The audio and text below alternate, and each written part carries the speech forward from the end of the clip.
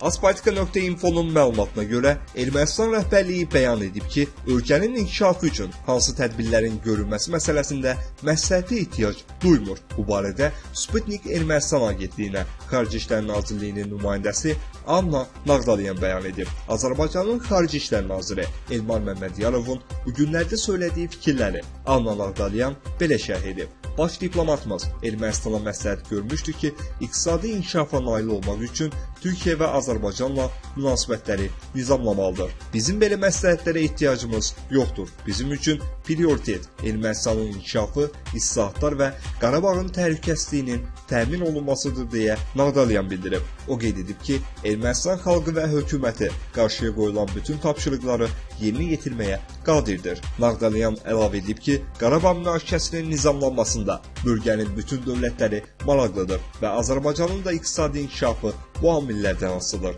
Əslində, Nağdalyan bu bəyanatı Azərbaycana qarşı üstörtülü hədədən başqa bir şey deyil və mahiyyət etibarilə Rusiyanın Azərbaycana yönəlik sürüşkən qəsbkar siyasətinin aparıcı amillərindən biridir. Bu hədə altında Azərbaycanın kommunikasiya sisteminin Rusiya tərəfindən hücuma məruz qala biləcəyi fikri gizlədilib. Bakının Xəzər rayonu Binə qəsəbəsi Hövsan Südçülük Savxozunda yerləşən İmam Həsən məscidində ötən il qazdan istifadəyə görə Azərqaz tərəfindən dini icmaya külli miqdarda borc qəbzi verilib. Qəbzcə məscidin 180 min manatlıq qaz borcunun yarandığı qeyd olunub. Bununla bağlı məscidin dini icması 2 saylı Bakı İnzibati İqtisad Məhkəməsinə müraciət edərək borcun əsassız olaraq hesablandığını bildirib və silinməsini istəyib. Məhkəmə məscidin tələbini müsbət cavablandırıb və qaz borcunun silinməsinə qərar verib. Azərbaycan Prezidenti İlham Əliyevin əhalinin sosial müdafiəsinin gücləndirilməsi sahəsində əlavə tədbirlər haqqında 25 fevral 2019-cu il tarixli sərəncamı əmək pensiyası olan birinci qrup əlilliyi olan şəxslərə də Prezidentin aylıq təqaüdünün ödənilməsinə imkan verib. Əmək və Əhalinin Sosial Müdafiəsi Nazirliyindən Yeni Çağ.az verilən məlumata görə hazırda ümumi xəstəlik, hərbi xidmət dövründə xəstələnmə, əmək zədəsi və peşə xəstəliyi, hərbi əməliyyatlar keçirilən zonada olmaqla əlaqədar, Çernobıl atom elektrik stansiyasında qəzanın ləğvi ilə əlaqədar səbəblərdən baş verdikdə birinci qrup əlilliyi görə sosial müavinət alanlara Azərbaycan Respublikası Prezidentinin aylıq təqaüdü ödənilir. 25 fevral 2019-cu il tarixli sərəncamla aprelin 1-dən Prezidentin həmin aylıq təqaüdü sosial müavinət alan birinci qrup əlilliyi olan şəxslərlə yanaşı, əmək pensiyası alan birinci qrup əlilliyi olan şəxslərə də ödəniləcək. Eyni zamanda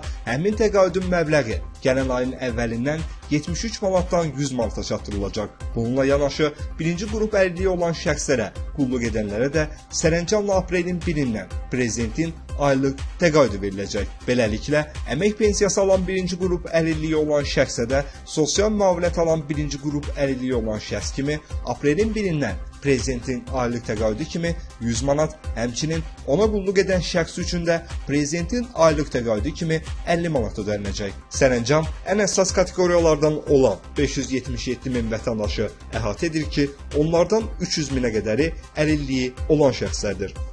Türkiyənin müxalifətdə olan Cumhuriyyət Xalq Partiyasının lideri Kemal Kılıçdaroğlu ölkədəki edam müzakirələrindən danışıb. CHP lideri edam cəzasının yenidən bərpasını istəyən Prezident Recep Tayyip Erdoğana müraciət edərək edam olunmağa hazır dayandığını bildirib.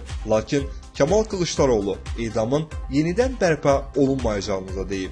Mənim edamım işsizlik problemini həll edəcəksə, yoxsulluğu aradan qaldıracaqsa, buyurun, edam edin. Amma onların edam cəzasını bərpa etmək niyyəti yoxdur. Sadəcə bununla gündəmi dəyişməyə, diqqəti əsas məsələlərdən yayındırmağa çalışırlar. Qeyd edək ki, Recep Tayyip Erdoğan Yeni Zelandiyada 49 müsəlmanın həlak olması ilə yadda qalan terror aktından danışarkən edam cəzasının ləğv edilməsindən peşmanlıq çəkdiyini bildirmişdi. Prezidentin bu açıqlaması Türkiyədə edam cəzasının yenidən bərpa olunacağı ehtimallarını artırıb və geniş müzakirələrə səbəb olub. Gəncədə piyadanı maşın vurub. Qafqaz İnfonun məlumatına görə şəhərin Nizami Gəncəvi prospektində yolu keçmək istəyən 2003-cü il təvəllüdlü Nəsibov Tural Turaboğlunu Mitsubishi markalı maşın vurub. Bədən xəsarətləri alan piyada xəstəxanaya aparılıb. vəziyyətinin normal olduğu bildirilir. Faktla bağlı araşdırma aparılır. İğrənc faktın üstü açılıb. Hadisə Cənubi Koreyada yerləşən otellərin birində yaşanıb. Otelin işçiləri otaqlara yerləşdirilən gizli kameralar vasitəsilə müştərilərin cinsi əlaqəyə girdiyi görüntüləri canlı yayımlayıblar. 42 otaqda qonaq olan 600 müştərinin görüntüsünü yayan otel işçilərindən 4 nəfəri saxlanılıb.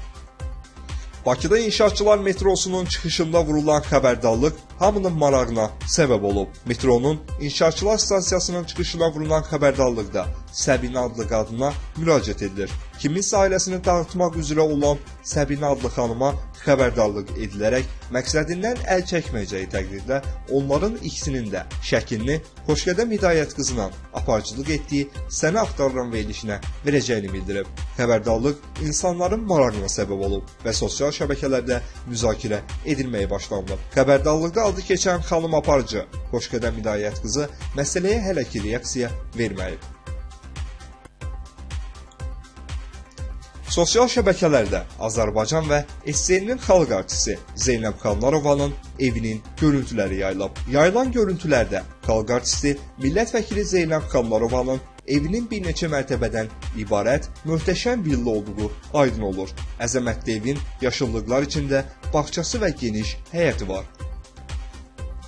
Əli İnsanovdan təklif gələrsə, düşünərik. Bu sözləri Yeni Çağ.az açıqlamasında Müsavat Partiyasının lideri Arif Hacılı deyib. Arif Hacılı bildirib ki, Əli İnsanovla heç bir danışıq olmayıb. Ona görə də bu barədə heç nə deyə bilməz. Əli İnsanovun Müsavat Partiyası ilə bir araya gələ bilmə ehtimalına gəldikdə isə Arif Hacılı bunları deyib. Əli İnsanovdan təklif olarsa, bunu müzakirə edərik. Ancaq indiki zamanda dəqiq fikir demək mümkün deyil. Qeyd edək ki, həbsdən azad edilən Əli İnsanov aktiv siyasətə davam edəcəyini bildirib.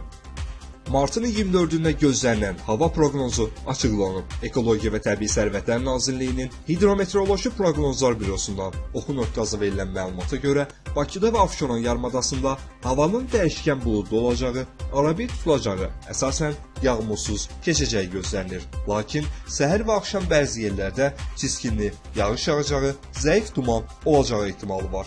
Cənub-qərb küləyi axşama doğru arabir güclənən şimal-qərb küləyi ilə əvəz olunacaq. Havanın temperaturu gecə 5-7 dərəcə isti, gündüz 9-12 dərəcə isti, Bakıda gecə 5-7 dərəcə isti, gündüz 10-12 dərəcə isti təşkil edəcək. Atmosfer təzyiqi 757 mm civə sütunundan 762 mm civə sütununa yüksələcək. Nisbi rütubət gecə 70-80%, gündüz 55-60% olacaq. Martın 24-də axşamdan 26-sı səhərədək Bakıda və Abşeron yarımadasında şimal-qərb küləyi 15-20 metr/saat, arabir 23-28 metr/saat, 25-də yarımadanın bəzi yerlərində arabir 30 metr/saat olacaq. Fasilələrlə yağış yağacaq. Havanın temperaturu 6-8 dərəcə isti olacaq. Azərbaycanın rayonlarında isə hava əsasən yağmursuz olacaq. Lakin gündüz qərb rayonlarından başlayaraq yağış yağacağı gözlənilir. Ayrı-ayrı yerlərdə intensiv olacağı, qar yağacağı ehtimalı var. Ayrı-ayrı yerlərdə duman olacaq. Qərb küləyi ayrı-ayrı yerlərdə arabir güclənəcək. Havanın temperaturu gecə 4-9 dərəcə isti, gündüz 13-18 dərəcə isti, dağlarda gecə 0-5 dərəcə şaxta, gündüz 3-7 dərəcə isti təşkil edəcək.